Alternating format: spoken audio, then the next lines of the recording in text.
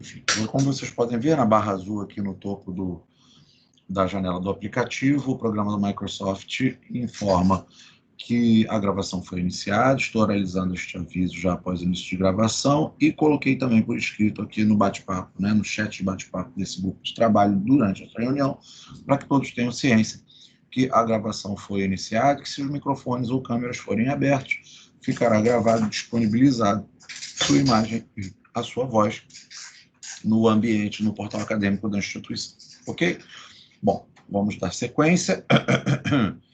Aqui o documento de Word que eu deixei preparadinho para o nosso encontro de hoje. Deixa eu só aumentar um pouquinho essa letra para ficar mais fácil para todos. Bom, no encontro passado nós fomos até aqui, né? Até o nome da peça, como deveria ser feito, os verbos que podem ser utilizados. E fiquei dar continuidade com vocês hoje, apresentando aí os outros elementos da petição inicial. Então, após apresentar o nome da peça, que nessa simulação que estamos fazendo, nessa roteirização que estamos fazendo, o nome da peça será, nós teremos uma petição inicial, então o exemplo que nós combinamos foi de ação indenizatória, mas o nome da peça vai ser ação indenizatória, ação de divórcio, reclamação trabalhista e por aí vai. Qual seria o próximo elemento de roteirização de uma peça processual comum?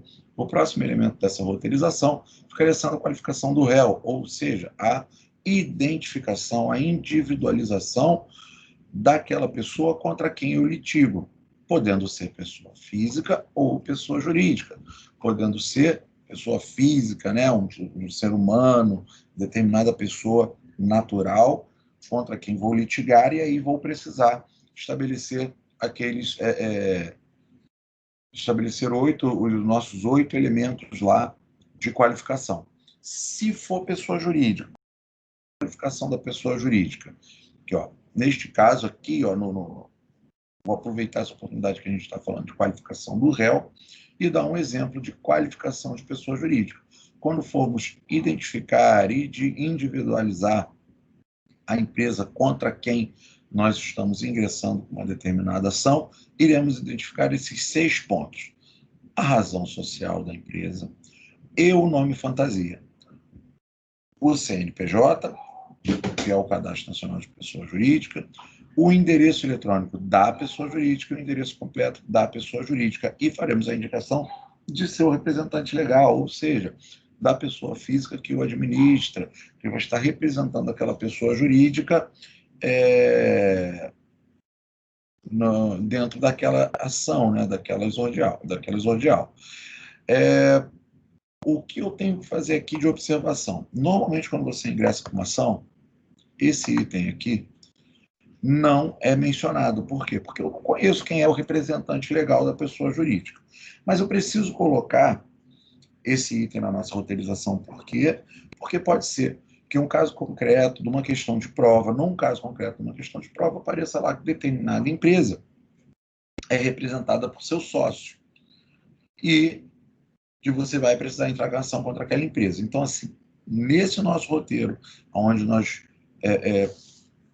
faremos as observações mais abrangentes, eu preciso indicar que a qualificação do representante legal da pessoa jurídica reclamada, da pessoa jurídica que é ré neste nosso processo, ela deverá ser feita após menção desses outros 5 itens. E como é que vai ficar a qualificação do réu pessoa jurídica na nossa peça? Aqui está um exemplo, tá? Ficaria mais ou menos assim.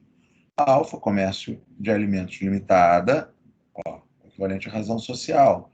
Nome fantasia, lanchonete lanche bom. Tem, a gente faz compra, né? Quem nunca comprou uma grande empresa, quase que eu faço propaganda de graça dos outros aqui, né?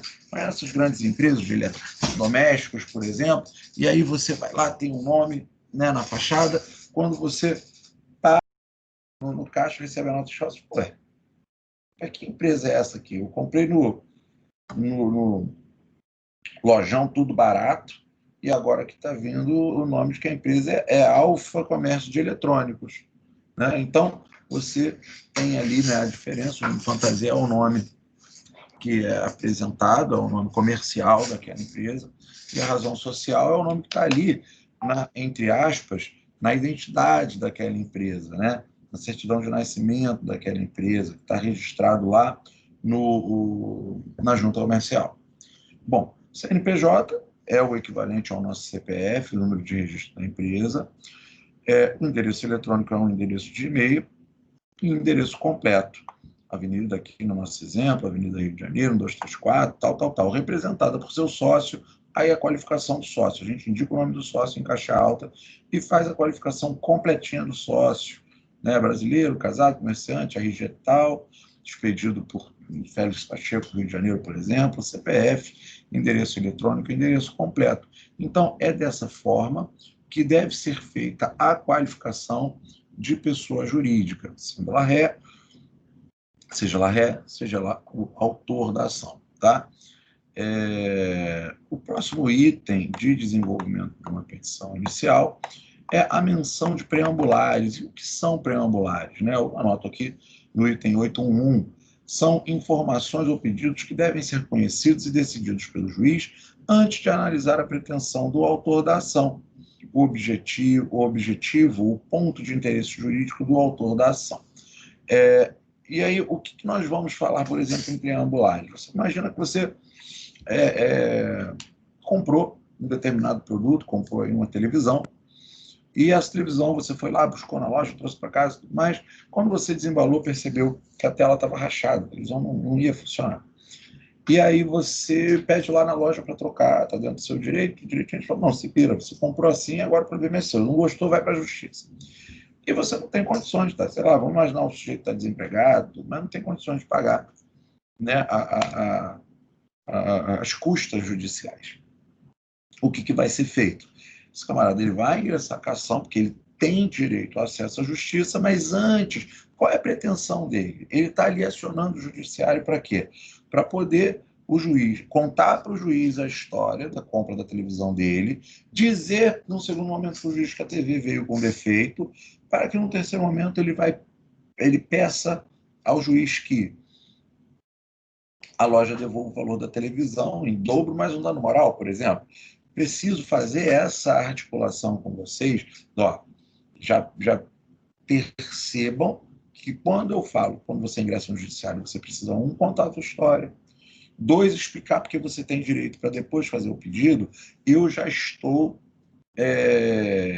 falando, eu já estarei, nesse caso, tratando dos próximos itens que nós vamos analisar. Tá aqui, a dica já está aqui embaixo, dos fatos. E quando eu falo dos fatos, vocês lembram de um tipo textual que nós trabalhamos no início do semestre, que é a tipologia narrativa, né? A narrativa fática. Vamos trabalhar isso, item por item.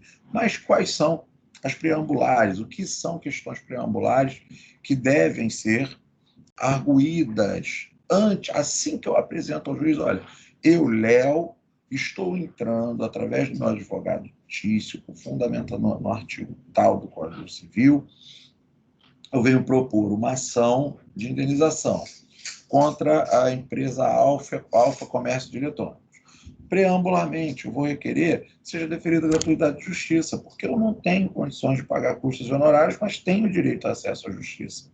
Eu tenho direito a levar a conhecimento do judiciário a necessidade que eu tenho de resolução dessa lide. Então, percebam que quando eu peço ao juiz para que defira a gratuidade de justiça para mim, eu ainda não conto para ele o meu problema. O meu problema com o réu. Eu estou falando para ele o seguinte, olha, assim, se eu não tenho condições de entrar em juízo, eu não tenho condições de pagar custos processuais.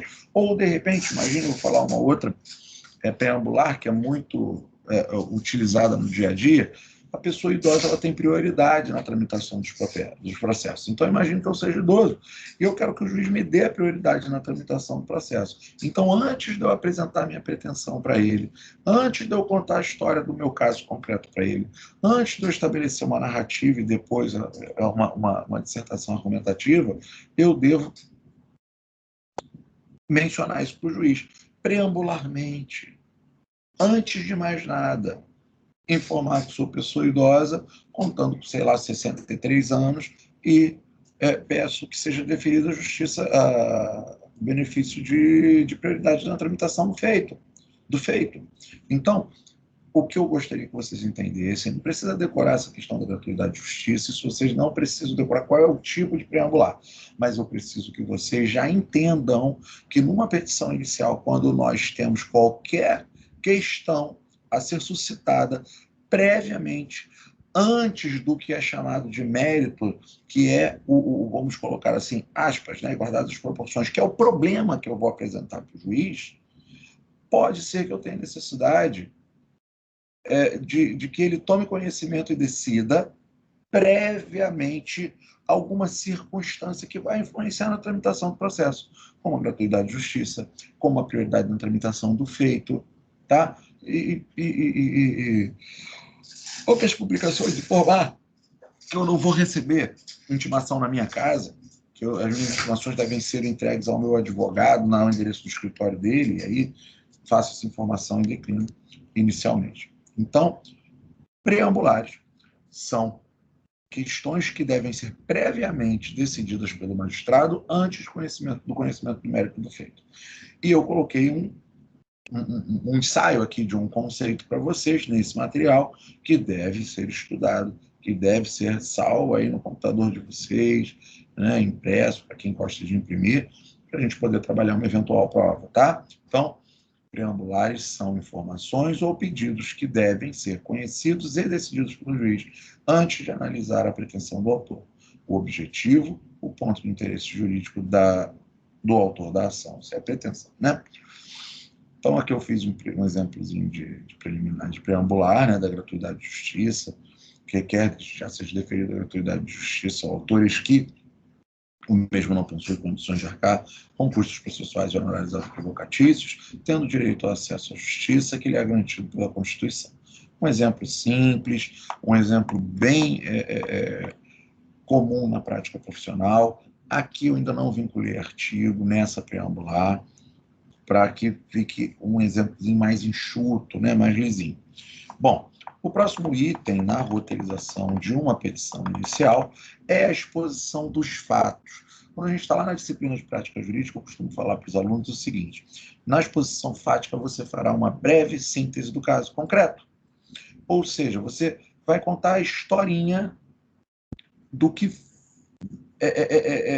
vai contar uma historinha, você vai resumir o problema que lhe foi apresentado. Se você estiver fazendo uma prova, né, de uma petição simulada, você vai pegar aquela historinha que está escrita ali na prova e vai fazer um resumo em, no máximo, 2 parágrafos daquela historinha. Lembra do exercício que nós fizemos na prova? Que eu fiz um videozinho me passando pelo cliente, vocês fizeram um texto como quem apresenta para o advogado para o qual vocês trabalham o problema que foi relatado pelo cliente. Aqui nos fatos é algo muito parecido. Você vai pegar aquela história que o seu cliente lhe contou e você vai traduzir ela para o juiz. Você vai tirar aquelas palavras inadequadas, de repente aquela sequência de gírias, de impropriedades que o cliente, pela sua ignorância jurídica, não sabe lhe explicar e vai traduzir para o juiz. O cliente vira e fala para você: eu sou casado aí há 4 anos com a Penélope, e aí agora ela me traiu, foi embora e disse que quer meu carro. Aí você vai falar o quê para o juiz? Você vai falar: ela traiu e tal. Ele é casado, você fala: cadê a certidão de casamento? Ele: não tem, era casado assim de boca, só a gente morava junto. Você: eu vou traduzir isso daí para o juiz. Vou falar: olha, eles tinham uma união estável há pelo menos 4 anos, né? E por aí vai falar do adultério, vai contando essa história. Mas você vai, na exposição fática, contar a história da relação jurídica estabelecida. Você ainda não vai fazer a crítica da relação jurídica. Por isso, eu perguntei, já alguns encontros atrás, se vocês estavam fazendo a disciplina de Introdução à Ciência do Direito. Por quê? Porque nesse momento a nossa disciplina depende muito, ela se encosta muito na disciplina de Introdução à Ciência do Direito. Quando eu faço essa exposição fática, quando eu faço essa breve síntese do caso concreto, eu estou narrando a causa de pedir remota. Eu estou narrando a relação jurídica pré-estabelecida e ainda não contaminada, tá?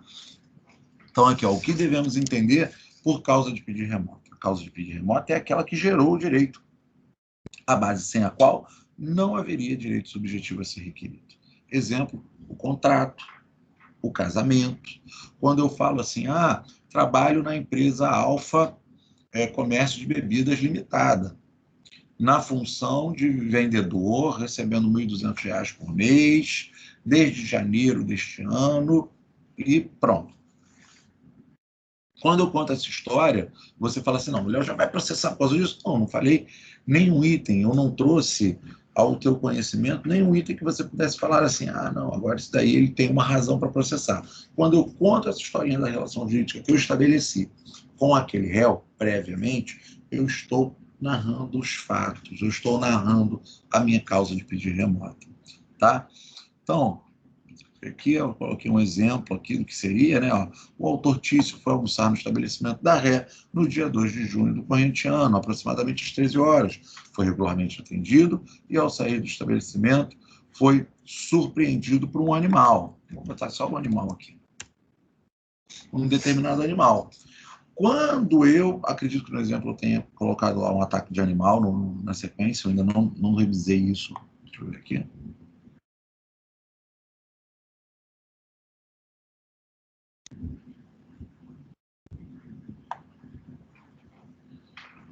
Na verdade, é o mesmo exemplo.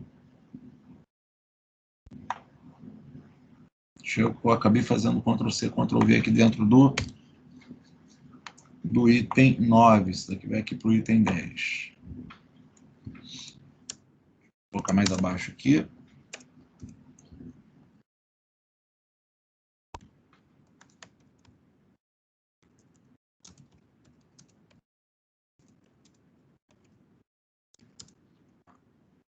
Vamos seguir aqui, já ajusta. Então, você está contando simplesmente a história, né, na narrativa fática, do tipo de relação jurídica que se estabeleceu entre aquelas duas pessoas. Bom, vamos avançar mais um pouquinho, que após a narração fática, após você tratar dos fatos dentro de um determinado caso concreto, você precisa começar a expor ao juiz os fundamentos do seu pedido. Eu vou fazer a leitura do artigo 319, inciso 3º do Código de Processo Civil. Aliás, vamos fazer a leitura do 319 todo, para a gente poder comparar aqui com o nosso tema de hoje. O artigo 319 do Código de Processo Civil, ele indica ali os elementos mínimos da petição inicial. Ele diz o seguinte: a petição inicial indicará o juízo a que foi dirigida, nós vimos lá em cima no endereçamento, os nomes, pronomes, estado civil, existência de união estável, profissão, número de inscrição do CPF ou CNPJ, endereço eletrônico, endereço completo. Olha aí, são os dados de qualificação. Vimos lá em cima, logo no item 2, e novamente aqui no item 7. Os fatos e os fundamentos jurídicos do pedido.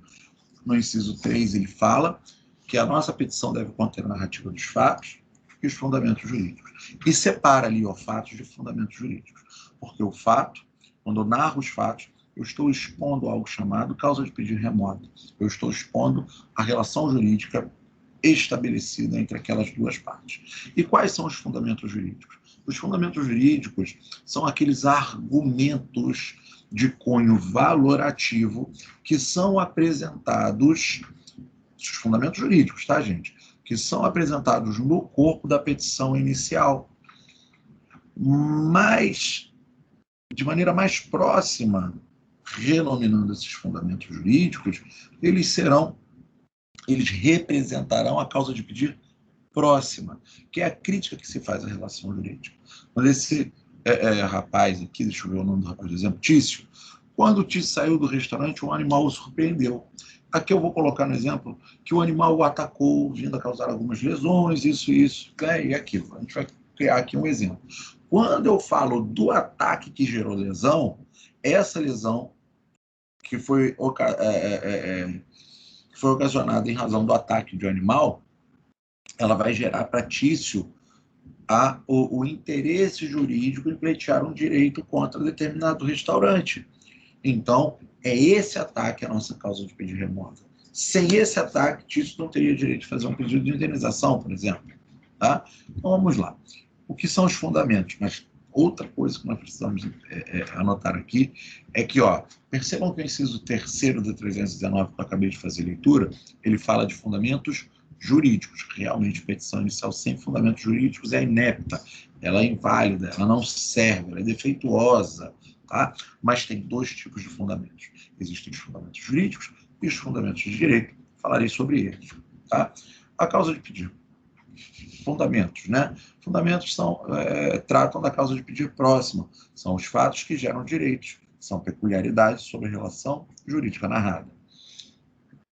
E aí podem ser, né, uma inadimplemento, uma ameaça, violação de direito, que caracterizem o interesse processual imediato. Por isso se diz que essa causa de pedir próxima é a violação do direito que se está pleiteando. Vou colocar aqui um exemplo.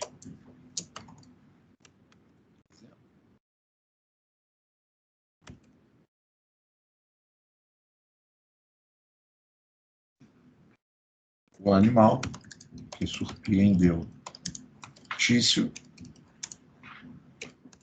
o atacou.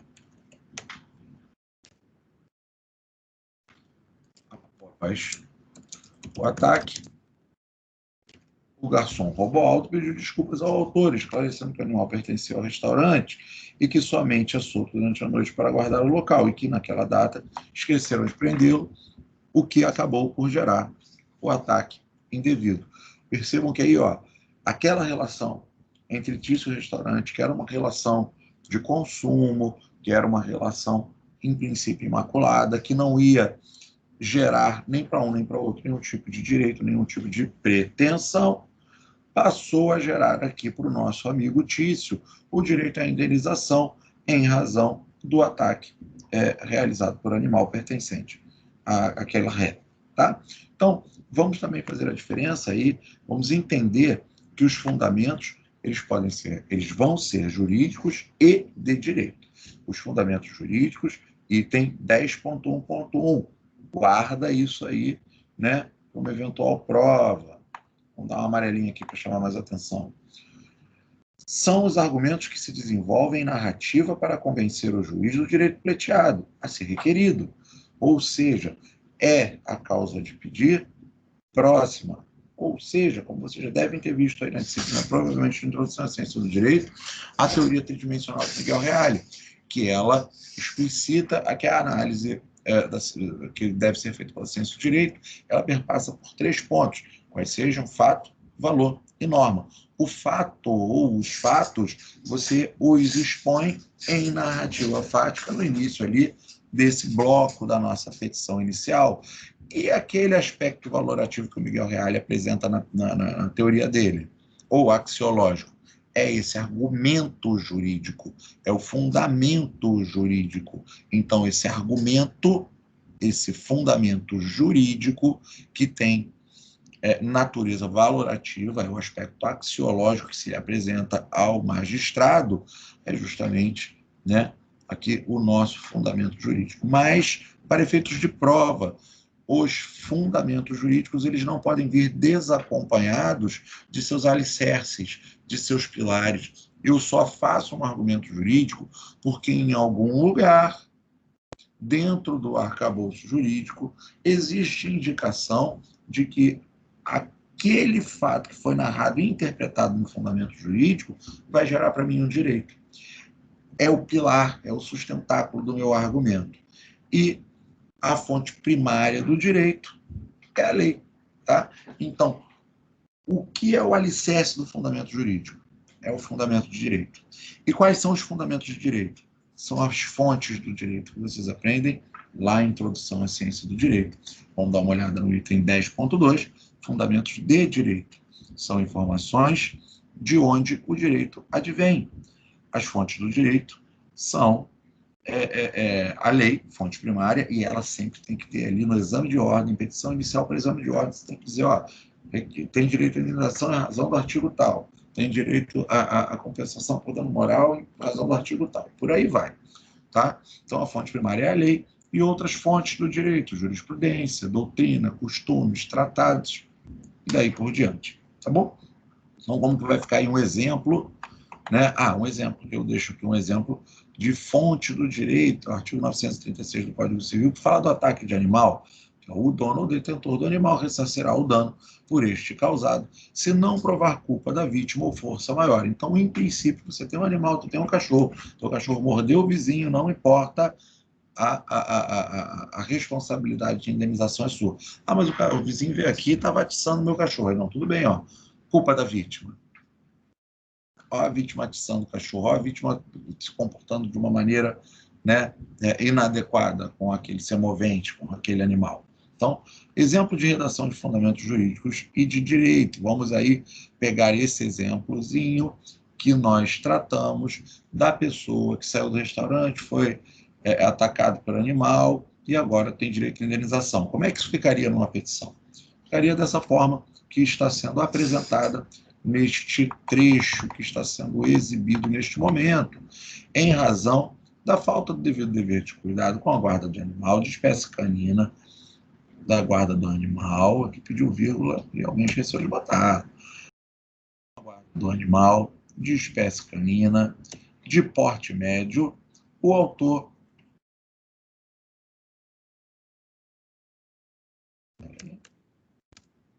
foi atacado, mordido e lesionado na perna direita. Se não fosse a atuação do funcionário do restaurante, as lesões poderiam ter sido mais graves. Em razão das lesões, o autor gastou aproximadamente R$ 1.000 em atendimento médico e outros R$ 1.000 em medicamentos, conforme o artigo 936. Olha só, até aqui, esses 3 parágrafos, eu estou fazendo os fundamentos jurídicos, estou argumentando por que ele tem direito à indenização. E agora eu dou um alicerce, eu dou sustentação ao meu argumento, dizendo que a lei tem previsão para essa indenização. Conforme o artigo 936 do Código Civil, o dono ou detentor de animal ressarcirá o dano por este causado. E aí faço uma conclusão que já vai apontar na direção do meu grande objetivo da petição inicial, que é fazer um pedido que aproxime a pretensão do seu autor do magistrado, que é o receptor dessa mensagem que você está enviando na forma de petição inicial. Assim, em razão das lesões, dos gastos e dos danos, deverá o autor ser ressarcido ou indenizado pelo réu no reembolso dos valores gastos com medicamentos e remédios. Beleza, gente? Então, é assim que se escreve, é assim que nós vamos estruturar a relação entre fatos e fundamentos jurídicos e de direito. Percebam que aqueles tipos textuais que nós trabalhamos no início do semestre, eles serão utilizados.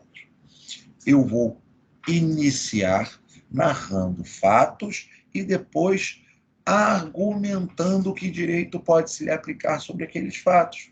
Eu tenho um primeiro momento em que eu apresento um quadro maior, um quadro geral. Desse quadro eu faço um destaque, um recorte menor, que apresenta um direito, uma lesão, algo que vai gerar um determinado pedido e argumento. Trato desse recorte, nunca podendo nos esquecer que este argumento deve vir acompanhado da menção ao artigo de lei que faz previsão com relação ao mesmo, tá? Dos pedidos.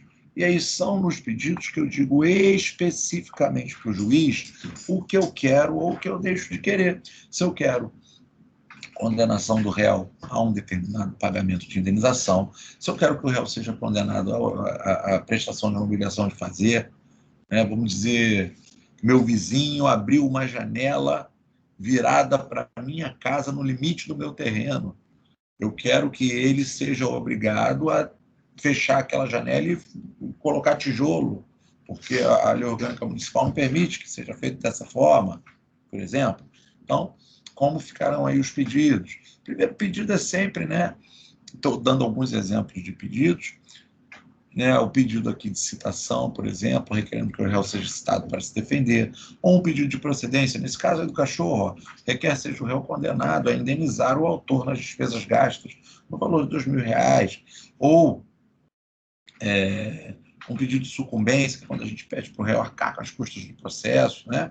Requer seja o réu condenado a suportar os ônus da sucumbência. São esses tipos de pedidos. Aqui está faltando um itemzinho, né? Conceito, ter apagado sem querer na hora que estava salvando o arquivo. faz junto agora para o nosso material ficar mais completo. Então, pedidos retratam lógica do que é narrado e argumentado na petição.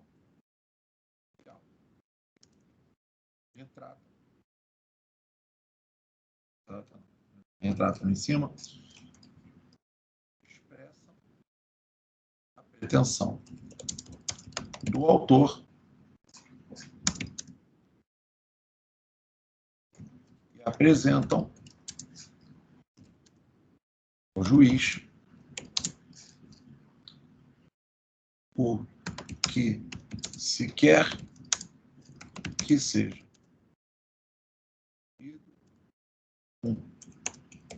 cedido pelo mesmo. É a conclusão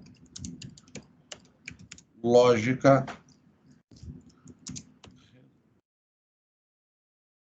resultado lógico do raciocínio. Opa, fugiu aqui. Envolvido no corpo da petição inicial. Opa.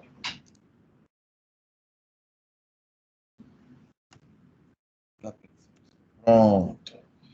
Beleza? E aí estão alguns exemplos de pedidos logo abaixo. Bom, próximo item da nossa petição inicial vai ser falarmos em prova. Falar em prova é tudo muito tranquilo, tá? A gente só vai dizer no final da petição que requer provar alegado por todos os meios de prova em direito admitidos. O exemplo está aqui, está bonitinho, mas o que a gente precisa raciocinar? Uma petição, um processo, um argumento sem provas, processo sem prova é corpo sem alma. Você pode fazer a petição mais bonita do mundo, você fez lá o endereçamento, tem um cabeçalho lindo, você fez lá uma boa narrativa fática, você tem uma exposição argumentativa maravilhosa, bem fundamentada, bem alicerçada no artigo de lei, mas que você não consegue provar. Então você vai ter um corpo bonito, você tem um corpo bem estruturado, sem alma. E um corpo sem alma cai morto. E a tua petição e a pretensão do teu cliente que não é aprovada é uma pretensão que nasce morta. Você fatalmente não vai conseguir alcançar a procedência da pretensão do teu constituinte, do teu cliente. Bom, a esse ponto ainda estamos no primeiro período, primeiro, segundo período, estamos bem no iniciozinho. Então, nesse iniciozinho de trajetória de vocês, o que vocês precisam saber? Que na petição inicial eu terei que abrir um tópico para dizer para o juiz o que e como eu pretendo provar. É nesse momento que, eventualmente, você vai rolar uma testemunha, que vai indicar que é uma perícia, que vai indicar que é uma prova em específico que você está juntando ali, conforme a lei lhe orientar. Mas o importante hoje é que vocês saibam que na petição inicial eu devo dizer para o juiz que pretendo formular provas, tá? E pretendo formular provas, pretendo produzir provas de acordo com o que prevê a lei. E o Código de Processo Civil fala em instrução probatória, no artigo 396 seguinte, ainda, reforço, não precisa decorar CPC, mas vamos dar uma olhadinha aqui.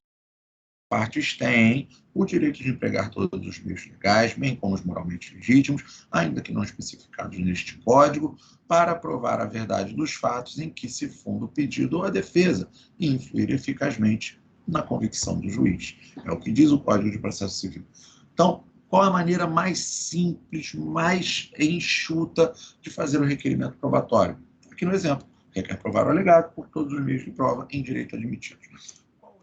A melhor forma, né? Uma forma mais completa para já ficar, aproveitar que a gente está construindo junto, nós estamos construindo juntos aqui o material, mas, Léo, faz um pedido de prova mais bonito, faz um pedido de prova mais completão, como se fosse uma petição que eu fosse distribuir hoje, uma petição, né, cheia de detalhes.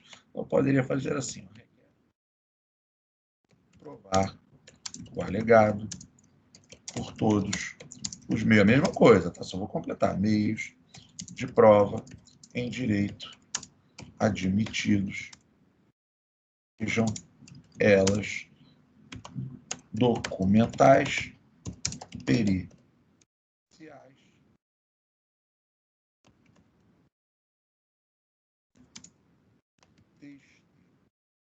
testemunhal e depoimento pessoal do réu sob pena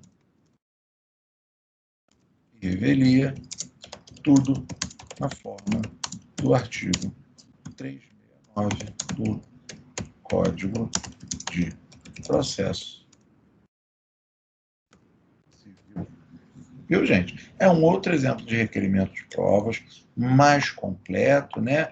Onde nós podemos visualizar quais são as provas que se pretende produzir e em que artigo do diploma legal que instrumentaliza a pretensão autoral ou a pretensão do meu cliente, aquela produção de provas está prevista. Tá bom?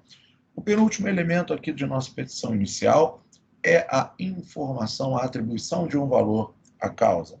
O Código de Processo Civil orienta que toda a causa será atribuído um valor. Mas, Léo, é uma ação de divórcio de dois litigioso, de duas pessoas que não têm patrimônio. Não tem problema, mas você tem que estabelecer um valor para a causa, para efeitos fiscais, porque aquele casal, ao terminar aquela lide, o que sair sucumbente, ou enfim, mas vai ter que ser. Eu estou procurando palavras mais fáceis para poder tentar fazer uma exposição deste item de maneira mais objetiva para vocês. Mas, independente daquela causa não ter um valor econômico propriamente dito, não é uma casa que vale lá 100 mil, 200 mil reais, não é um carro que vale 20, 30, 50 mil reais. É uma relação não tem preço, é uma relação que se dissolve, né? Mas tem que ser atribuído o valor à causa, porque precisarão ser calculadas as custas processuais, pelo menos, né, e os emolumentos que fizerem-se necessários serem pagos dentro daquele item. E, por orientação do artigo 291 do Código de Processo Civil, que determina que a toda causa será atribuído o valor certo, ainda que não tenha conteúdo econômico imediatamente aferível. É o caso de um divórcio. Tá? Então, o que é o valor da causa? O valor da causa é o valor que se atribui ao direito pretendido, interpretação do 291. Beleza, gente? Então, como é que fica esse item do valor da causa? Como é que eu vou escrever ele na petição? Desse jeitinho aqui, ó, por exemplo. Atribui-se a presente causa o valor de R$2.000. Bom, Léo, mas eu li numa petição lá que o advogado fez para mim, que ele colocou assim, dá a causa o valor de... Tudo bem, pode ser. Tá? Mas eu estou fazendo cursinho e o professor lá falou para mim, né, do cursinho preparatório de concurso, que a gente não dá valor à causa, que a gente atribui, que a causa ela não ganha valor assim. Gente, o que o Código de Processo Civil fala aqui em 291? Toda causa será atribuída um valor certo, ainda que não tenha conteúdo econômico imediatamente aferível. Então, se você vai escrever, atribui-se a presente causa determinado valor, ou atribui-se a presente causa, ou dá-se a causa, ou simplesmente coloca lá, valor da causa, embaixo, R cifrão 2000, você tem que indicar em algum momento da tua petição o valor da causa. Eu poderia, vamos fazer um exemplo 2 aqui? Exemplo 2. Eu poderia simplesmente fazer assim, ó, numa petição. Valor da causa. R cifrão. Pronto. Não tem valor da causa? Tem valor da causa. A tua petição é inepta, a tua petição é defeituosa se não vier valor da causa. Tá? Indicou o valor da causa, uma bela redação, ou simplesmente com a indicação objetiva, você atribuiu o valor à causa. Você atendeu ao comando legal. Beleza, gente? E para efeito de exame de ordem, sempre vai ter valor da causa, tá? Sempre vai ter valor da causa. Você está fazendo a peça de constitucional que você buscou lá um modelo de peça, e no modelinho de peça que estava na internet, não é boa fonte, né? A gente tem que saber garimpar ali na internet. você vê que naquele modelo de peça não tem valor da causa para uma determinada ação de caráter constitucional. Prestem atenção, para efeitos de exame de ordem, toda petição inicial deve ter valor da causa, exceto a queixa-crime, que é uma petição lá da matéria penal, tá? Da prática criminal, da prática penal. Para todas as outras, é petição inicial, você vai atribuir o valor da causa. É isso que vocês precisam saber até o momento, que o valor da causa é um elemento da petição inicial. Está lá no inciso 5º do artigo 319, que a gente estava fazendo a leitura, tá? E, finalmente, você parte para o que a gente chama de fechamento da petição, né? Fechamento, deixa eu dar uma quebra de página aqui para ficar mais legal, né? Para ficar mais organizadinho esse nosso material. Então, o fechamento é o momento em que nós encerramos a peça processual, indicando a vontade manifesta de que esse pleito que está sendo formulado seja atendido. A gente informa o local e data da assinatura dessa peça e coloca ali, diz quem é o advogado, que ele vai rubricar, bota o nomezinho dele e rubrica na prática, e o número de registro daquele advogado. Então, quais são os elementos que serão indicados no fechamento? Pedido de deferimento, indicaremos o local, a data, o nome do advogado e o número de sua inscrição na OAB. E como é que fica o exemplo? Desse jeitinho aqui, coloca pede deferimento, bota lá a cidade, né, local, né, onde está sendo assinada a peça, exemplo em Lopes, Rio de Janeiro, a data de assinatura, coloquei o exemplo aqui, dia 15 de junho de 2020, o nome, coloquei aqui o meu nome, né, como exemplo, advogado, e informo o número do registro. Esse daqui não é o meu número de registro, tá, gente? 1, 2, 3, 4, 5, 6. Não é o meu número, mas é mais ou menos assim que é feito. Outro exemplo, narrando itens, agora de maneira genérica. Sabe que quando é exame de ordem, a gente não pode indicar, a gente não pode inventar elementos para a peça. Então, eu fiz um outro exemplo aqui, né, com o padrãozinho de fechamento para exame de ordem da banca da FGV. Você pede deferimento local, reticências, data, reticências. Advogado, tem advogado indicado no caso concreto? Não, na questão, problema que foi apresentada? Não. Então, coloca advogado, reticências. OAB, tem lá dizendo onde é o advogado? Não. Então, coloca OAB/UF, não coloca RJ, não coloca Minas, não coloca ES. UF de unidade da federação. Número, tem número indicado no problema? Não. Então, número, reticências também. Sempre que o problema não vier com a indicação objetiva, eu nunca vou inventar. Eu coloco reticências depois daquele elemento que eu sei que tem que estar presente na minha petição. Tá bom, gente? Nós fechamos o nosso conteúdo com relação aos elementos que compõem uma petição inicial. Agora, vocês conhecem o roteiro de uma petição inicial, conhecem os seus elementos, já conversamos sobre a natureza e as características respectivas de cada um desses elementos e já temos aí o nosso roteiro para escrever uma petição inicial quando for necessário. Tá bem? Vamos voltar para cá, para a tela principal. Vou encerrar a gravação para já baixar e já disponibilizar no site para vocês daqui a pouco. Só um minutinho.